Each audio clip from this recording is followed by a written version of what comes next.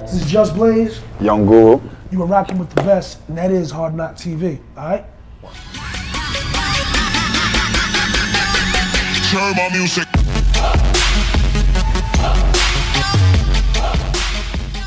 For me, I guess the next question is, right, you've had this huge history and a great run in hip hop, and then now you switched over, and of course you haven't left hip hop, but you're just expressing yourself, in a different way, which to me isn't different because you're from Paterson, New Jersey. So electronic house music, whatever you want to call it, always been in our blood. But could you just speak a little bit about the experience of what this Higher record has done for you? It's it's crazy, like, and just to try to put it or keep it in as much of a nutshell as possible. Like, I've always made electronic records, house records. I never had an outlet for them, and there was just no place for me to release them, and no need for me to release them. It was something I just did. I mean, the Joe Buttons record was there, the Jigga record was there. And also when I did try, I think I was too early. Okay. Like when me and Joe Button did Fire, it worked out marginally well for him. Jigga actually made it to 106 in Park with Party and Bullshit, which worked out really well for her, but I think just overall, the market wasn't ready for that. Right. And what's happened now is, with the younger generation, the genre lines are much more blurred now. Yeah. It's okay now. Absolutely. It's okay to have Kendrick Lamar,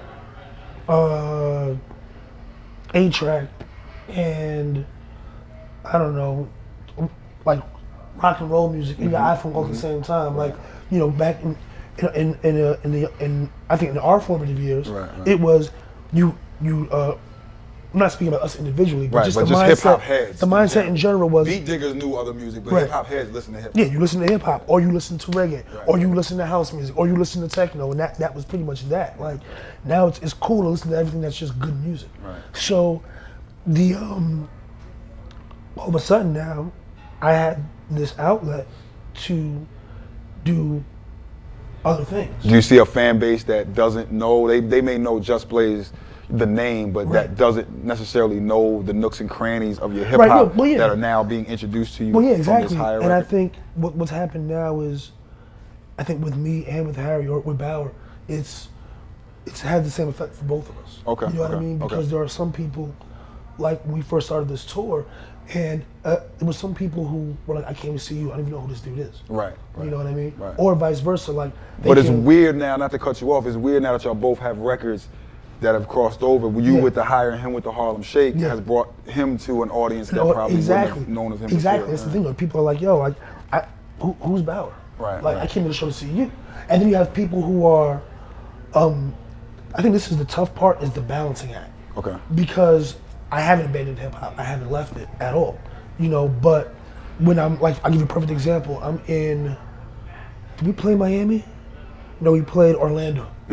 And there are people who just know me from like Higher or Exhibit J, the house record, who are coming for that, and they don't even know that I've done all these other records. Right. But then you have the other half of the crowd who is has the Black Album out, the Blueprint waving, I forget what record it was. A dude had a copy of the Clear record I used for the Dynasty sample, wanted me to sign that. So then it's like, you gotta maintain that balance. Like, I can't alienate you, but I have to give y'all the show y'all came for as well. And that's kind of where I've been able to actually kind of succeed. Does it bug you out that, like, it sort of does bug me out to a certain degree when I have a kid that comes up to me and was like, look, man, I was in like junior high school or 6th grade when the Blueprint came out, and it's like, that's how I looked at Rakim. You know what I'm saying? Exactly. And KRS. But now you have people that will look at us that way.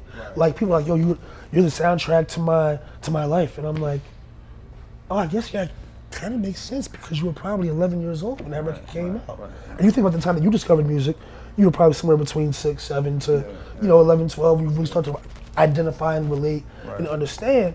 So all of a sudden, like, I'm like, it hit me a few years back. I'm like, the same way I looked at like people like Large Professor, Tip, Pete Rock, all these guys, I've now become that for a whole other generation. Absolutely. And it's kind of true, because I don't, and it's weird because I can't identify with putting myself on that high of a pedestal. So when I, like, every time I get that from somebody, it's kind of like it's just kind of mind blowing.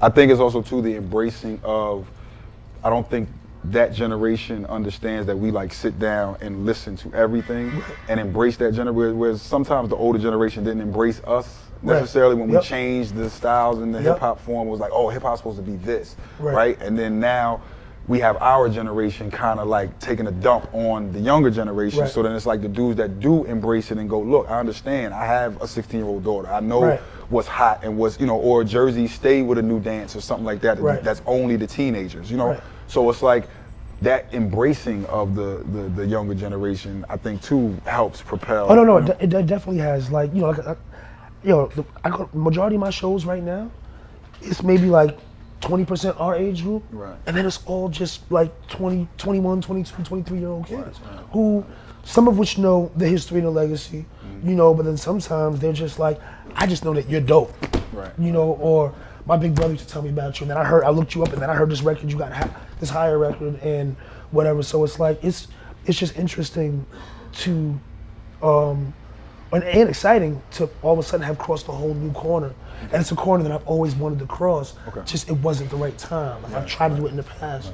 Now it's cool to do to turn these corners across these paths. So seeing the future, like I guess wrapping it up, do you see yourself just branching out in both directions, or like? Yeah, I mean, I'll tell you about this afterwards, but there were so many things in the plans right now that have really made me realize yet again, like one record could just really change your life. You know what I mean? Like, and we've both had those records time and time again. So I'm just happy to be able to still have those records 16 years later. But yeah, I mean, at this point, I'm comfortable just doing whatever it is I want. That's just where I'm at in my life in general. I'm comfortable playing what I want. I'm comfortable wearing what I want, and just being me as an individual. I feel like there was a certain point, well, not that I wasn't comfortable with who I am, but I was definitely doing a keeping up with the Joneses kind of thing.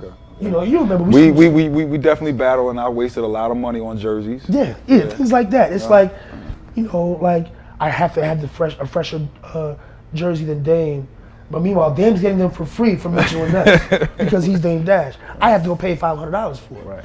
And then I have to do this every day for years straight. So it was just like, I'm just at this point. And I had to get 54s and 56s. Yes, the extra long, the extra longs.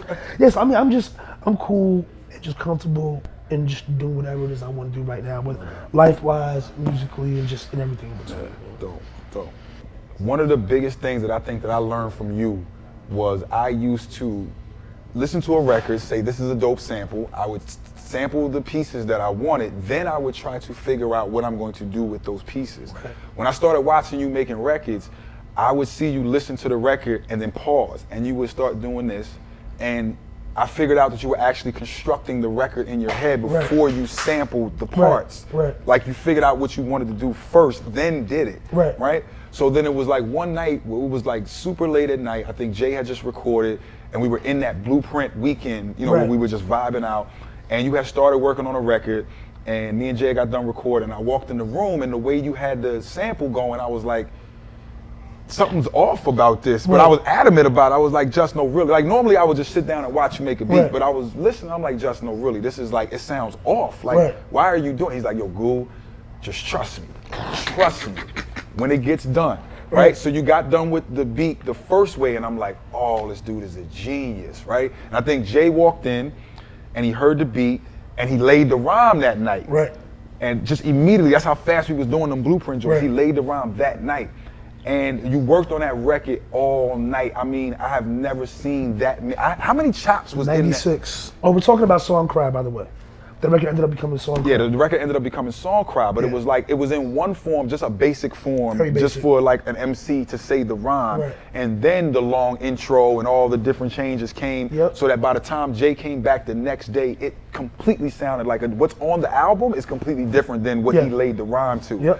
So he just looked and was like, this dude is a genius. Like those type of records were like the ones that really taught me, okay, make the record first in your brain with the sample, and then execute. It's funny, a lot of producers got mad at me that day too, because Jay went and called everybody he was cool with all the producers he was cool with, like, yo, you're good, but Just Blaze is a genius. I just wanted to tell you that.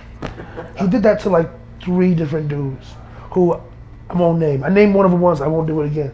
But dudes were tight at me that day. I was getting text messages or emails like, did you make Jigga? Like, what are y'all talking about? What is he talking about? You're the best, you're a genius. And I'm just like, yo, I didn't make him make the call. I'm sitting here watching him make the call. Because on the real, you like the joints that's on there, we had the Kanye CD. The Kanye CD kicked it off. Yeah. So I always say to people, I was like, yo, Just is sort of a chameleon. Like he could do anything, any type of beat. So I remember you walked in the room and was like, okay, this is the vibe we on, cool. Right. You know, and walked back in the B room and just started cranking out all your joints that's on that album in a weekend. Yep.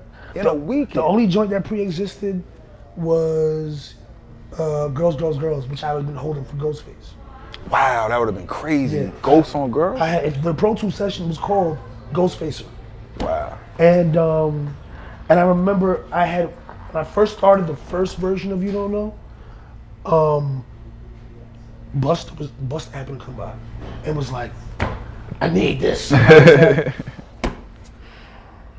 me get back. Let me get back to you on that. Like, I'm not sure what I want to do. I just knew it had the potential to be something explosive. And I remember when Jay first did his rhyme, I'm like, all right, this is cool, but what really set that record off, for me at least, was when I added the dun dun dun dun dun dun at the very beginning. He did turn my music higher. I was like, yeah. It was just the perfect setup to a great record.